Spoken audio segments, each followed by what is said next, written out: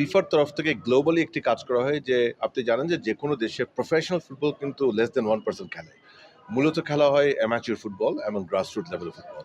সেটাকে হাইলাইট করে কিভাবে এই পোর্শনটাকে আরও সুসংগঠিতভাবে করা যায়, মোর অর্গানাইজ ওয়েতে করা যায়, স্ট্রাকচারড ওয়েতে করা যায় এবং ইনক্লুসিভনেস আনা যায় সকল স্টেক হোল্ডারের, সেটা নিয়ে আয়োজন ছিল।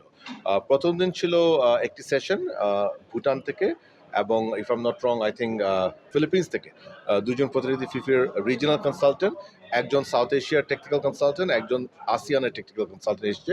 তারাই ওয়ার্কশপটা কন্ডাক্ট করে এবং সকল স্টেক হোল্ডারকে নিয়ে, আপনারা দেখেছেন আজকে এখানে কিন্তু ডিস্ট্রিক্ট ফুটবল অ্যাসোসিয়েশনের প্রতিনিধি আমার সাথে এখানে আছে, রাজবাড়ির district football association, club representative, সংস্থা, আমার সাথে বিআরটিসি আর একজন প্রতিনিধির সাথে কথা হলো, ফেডারেশনের যারা কাজ করছেন সকলকে নিয়ে, সকল স্টেক হোল্ডারদেরকে নিয়ে একটি আয়োজন, যেখানে আরও সুসংগঠিতভাবে, আরও স্ট্রাকচার্ড ওয়েতে কীভাবে অ্যামাচুর ফুটবল এবং গ্রাসরুট ফুটবল নিয়ে কাজ করা যায় এবং সেটা আলটিমেটলি ওভারঅল ফুটবলের উন্নয়নে কীভাবে কন্ট্রিবিউট করে, সেটাকে নিয়ে আজকের এই দুদিনের সেশন ছিল। তো আজকের সেশনটি শেষ হয়ে গিয়েছে। আমরা আজকে এখানে ধন্যবাদ জানিয়েছি ফিফার প্রতিনিধিদেরকে এই চমৎকার একটি আয়োজন করার জন্য। আমি ধন্যবাদ জানাচ্ছি সকল পার্টিসিপেন্টদেরকে। এটা খুবই পার্টিসিপেটরি একটি ওয়ার্কশপ হয়েছে, যেটা অত্যন্ত ভালো।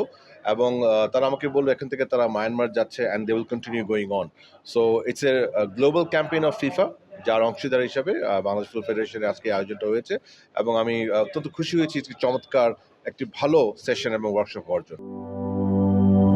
লাল সবুজের দেশে নতুন রঙের বেশে ঘরে বাহিরে সাজানো বলকে রেইনবো রেইনবো রেইনবো পেইন্টস রে সাশ্রয়ী দামে দেয়াল রাঙায় রেইনবো সবার রং সবার ঘরে ঘরে rainbow Rainbow Paints, the color of joy.